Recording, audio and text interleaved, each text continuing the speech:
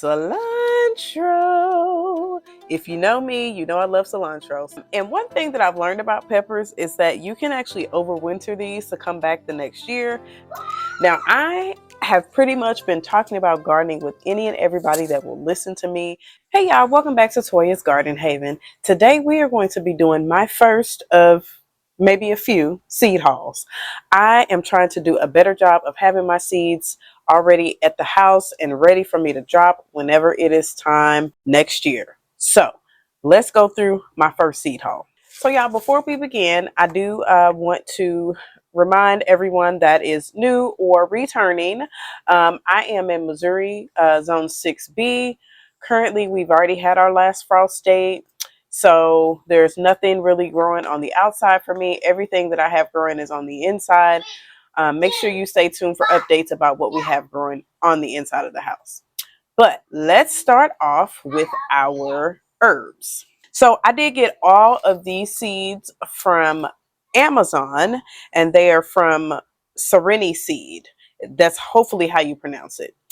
So the first seed that I have is lavender, and it is the English lavender. I've never grown lavender before, so this will be a first time for me. The next seed that I have is sage. Okay, I don't use a whole lot of sage, but I have decided to try to grow it, and then I will probably harvest it and dehydrate it. Now, both lavender, sage, and the next one, which is thyme, are perennial plants, which mean that they will come back next year. So I will make sure that when I am seeding these, that I remember that piece first of all, and that I plant these together so that they can come back next year. So thyme is another one. And I don't, like I said, I don't really use a whole lot of sage or thyme at this point in time. But what I do plan to do is figure out what kinds of foods those herbs go well with. If any of my followers know, let me know down in the comments. I would love to hear your thoughts and how you have used those herbs in your foods.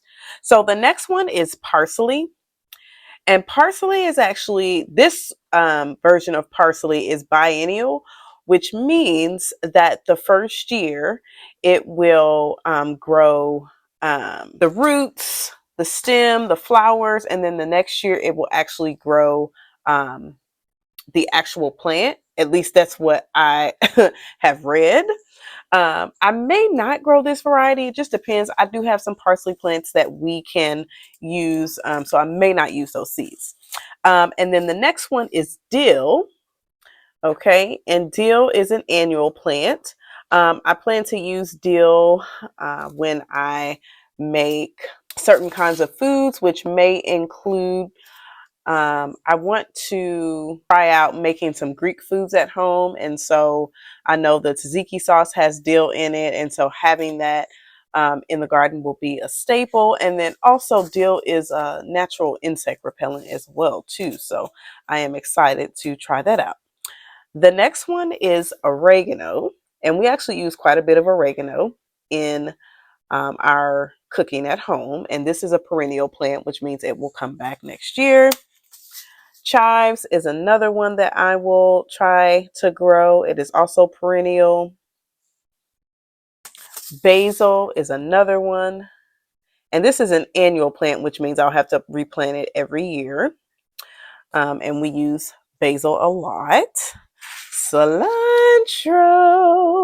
If you know me, you know I love cilantro. So I will be growing cilantro pretty much every year. So, and probably in various places in the garden and inside my house too.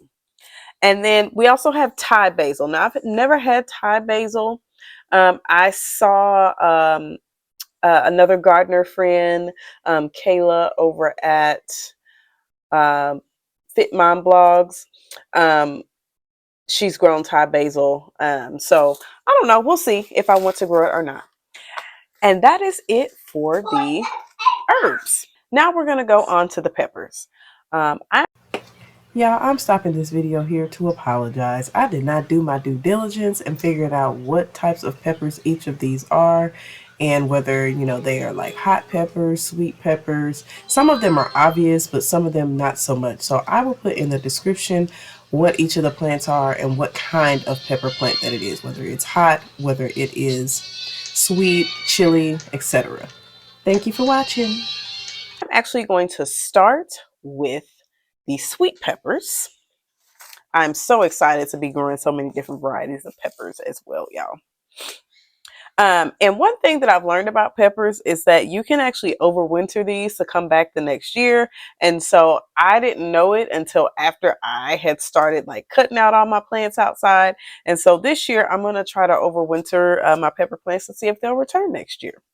So the first one is a serrano pepper, and this is the sweet pepper stack. I have never grown serrano or had serrano peppers, so we will see how they taste. We have poblano, which I think is used a lot in like Mexican style dishes. So we're excited to do that one.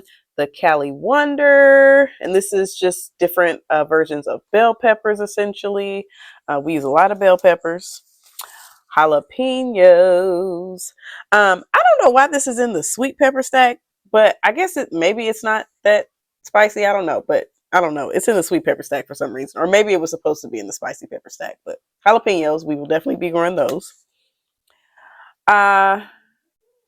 New Mix Joe E. Parker. I'm not sure what this variety is. I'll probably look it up before I decide whether I want to plant it or not. But this is another sweet pepper variety. And then we have the banana peppers, which is always a staple in my house. I love to have it on sandwiches and salads, all that kind of stuff. So those are all of the sweet peppers that I have purchased. And now we're going to move on to the spicy peppers. All right. So the shishito pepper. I've seen a lot of gardeners grow this, and I really want to try this one out. So we will be trying out shishito peppers. Red habanero is the next one. I'm excited to try this one out as well. I'm hoping to, with the spicy peppers, put them together and make like a hot sauce or maybe like a spicy blend of peppers or something like that. Anyway, we have cayenne, which is always a staple. I love to put cayenne pepper on my fried rice. I am from St. Louis originally, and so we take our fried rice pretty seriously. And so red pepper is one of those things that I put on my fried rice. I've actually made some recipes at home of the St. Louis style fried rice that are pretty similar, and so I always have cayenne on deck so that I can put that on my rice whenever I need to. This is a Thai hot, so we'll see how that one tastes. We have a Hungarian hot wax pepper. I'm excited to try out. And then we also have a black Hungarian pepper. Now, I have pretty much been talking about gardening with any and everybody that will listen to me. And this includes parents at my daughter's martial arts class. And so there is one parent in particular who is very excited because she has some planters that she wants to use. She has not gardened. She said she does not have a green thumb. And I have agreed to start at least the Hungarian hot wax pepper for her because she does like spicy peppers. And so she doesn't have to get like a starter plant at, a big box store or something like that. But I'm hoping to help her out and anybody else that needs assistance with their gardens for this upcoming season. So that is all that I have for you all today. I'm excited about trying out these peppers. And I love spicy foods, just all in all. And so having the opportunity to do spicy hot peppers is going to be very exciting for me. But I thank you all for tuning in. Hope to see you on the next one. Bye.